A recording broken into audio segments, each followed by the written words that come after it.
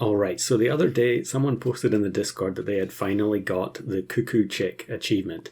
And this is one of the more difficult achievements in the game to get. The Cuckoo Chick is a token pet that is summoned on the opposing board by the Cuckoo. And so you have to find a way for the Cuckoo Chick to be the last surviving pet on the opposing side so that you can fly trap it. Now that is possible. You know, you can. I've seen a bunch of people play Cuckoo with chocolate cake, so that it faints itself after it puts the Cuckoo Chick onto the other side.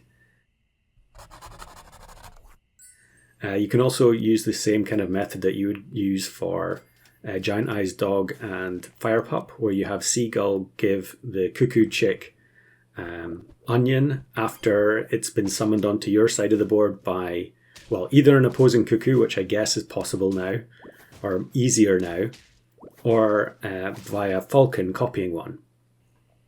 But all of those methods are still way too awkward in my opinion. And I played a few games trying to go for it the standard way, and I thought there must be an easier way to do this now. So that's what we're going to look at today, is a much easier method for getting what was previously the hardest achievement in this game. Outside of Sloth, of course. So initially, I want to try and get some stats onto the tier 4s. I'm not sure how successful I am in this particular game. We're going to look for Foo Dog and also Bubble Tea, which Freets has been championing in the Discord recently. And both of those will put extra stats onto the tier 4 shop. We're interested in mostly tier 4s for this because Cuckoo is tier 4, but I also want either Lynx or Skunk and possibly Seagull. It just depends. Sometimes I was going for Seagull with Onion as well, but it's definitely not necessary and I won't use it in this run, I don't think. Okay, we buy another Bubble Tea. And then I'm also going to go for the canned ailments because I need a specific ailment to make this whole setup work. So we should be alright here, I think. Although they did have the turtle, we're going to get a ridiculous amount of stats from Anteater, as per usual. And yeah, it is a win. Maybe it would have been different if the buffs hadn't hit the Bombus at the back. So we get Falcon, which we don't really need. Pill the Anteater just for the gold. And I think I'll take the Amalgamation so that whichever tier 4s we buy get a bunch of attack. They should have extra health from the Foo Dog. Probably should have frozen the canned ailment there. Okay, we don't get any of the tier 4s we want, but I will take Lobster and Puppy. Obviously we can transform them into the other ones if we want to, but this run does still involve a reasonable amount of luck, so I wasn't going to push it too much trying to get the right rerolls with the transform foods. Okay, we take another Lobster. And then here we go, we get the Cuckoo, and we also get Lynx, so I think I'm going to take both of them. Lynx first, and then probably just get rid of Amalgamation and bring the Cuckoo in. And then we've got double canned ailment in the shop. Don't get silly on the first attempt, but we do on the second. So now we have a silly Cuckoo. And that is going to work exactly the way you would expect. It has a chance to summon on our side of the board instead of the opponent's side of the board when an enemy faints. Now at the moment we have a 5 squad, so there isn't really going to be any space to summon anything. Unless a unit gets sniped like this one does here, so the Cuckoo Chick actually gets a knockout on the drop bear. And yeah, there's a bit of glitchy stuff going on with Cuckoo at the moment. I noticed that you can see there that the triggers ran out. I think we summoned 3 chicks, was it? I think you're only supposed to be able to summon 2 as a level 1. So having the silly does seem to affect the trigger count, which is kind of odd.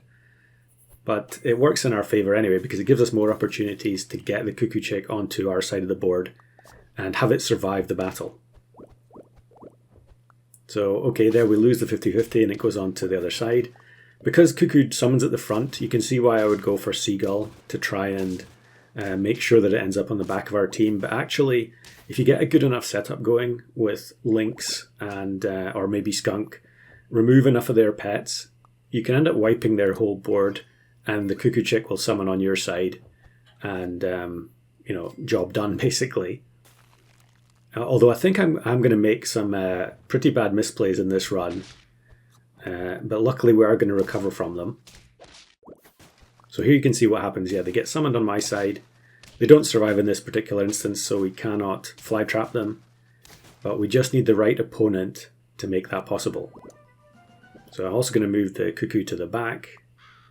It is at risk of being sniped by Crocodile or whatever, but it doesn't matter what you do in this scenario, you're going to be at risk. Because you can have the silly replaced by ailments as well. So it's definitely way easier than the old method though, because that one you had to play a huge number of games to get the right RNG or right type of opponent. Pretty nice here that the silly Cuckoo summons on the other side in that one, because we eliminated the Nessie summon. But now we're actually in a position to fly trap the Cuckoo Chick, but I have foolishly frozen most of the shop with Quetzalcoatl. But luckily we're never punished, because there is the Venus flytrap on the next roll, and then we'll just take the lemon. So now the Cuckoo can actually be transformed. Maybe I should have been paying attention there in case there was any transform food, because we could turn it into a Lynx, and that would be amazing. Now, in the previous version of the game, Cuckoo Chick could be scaled up. So once you'd acquired it, you could actually transfer stats onto it, or you could have it buffed by Stego. But now it's actually been changed, so its stats cannot go above 1-1. So as I bought the chocolate there, the Cuckoo Chick stayed at 1-1, which is kind of disastrous. It means you have to carry a 1-1 unit all the way to the end. But of course, Lynx is powered up by the levels of its friends. So that makes it a perfect unit to combine with the Cuckoo Chick. Thankfully here we lose, because we're on 9 wins already. We don't want to win yet. And I think I could have thrown a life away here to get the free chocolate from the Quetzalcoatl, but I think it's better to just use the actual chocolate and then bring in a Bay Cat. And I think, we can consider bringing the Stego in if we can combine the Lynx. Maybe we could also transform the puppy. And here it's level 3 Mandrake. They actually hit the puppy, which doesn't matter in the slightest. And we win. So that was an incredibly fortunate opponent to face. And we get the Cuckoo Chick achievement, and it only took maybe, 5 or 6 runs or something to get that. So since the video is pretty short, I'm just going to quickly show the run where I got the sticker for the first time. Because you could, because after I got the level 3 Cuckoo Chick in that last run, you didn't actually see the pop-up for the sticker. And that's because I got it in this game instead. Tactical Cuckoo Chick blocks the cheese from the hippo there, which is really handy. And I think here we're going to knock out some units, and yeah, the Cuckoo Chicks get the KO, so we're going to get Flytrap one. If you have 3 units left, you're guaranteed to get the Flytrap for the Cuckoo Chick. So there we go. And then I think I'm just going to skip ahead here in a second, and you'll see the round where I've got Quetzalcoatl able to level it up. Here I should really just transform the Cuckoo there, because it could have become another skunk or something, but for whatever reason I wasn't thinking about it. And I think here we're about to get the level 3. We're on 1 heart though.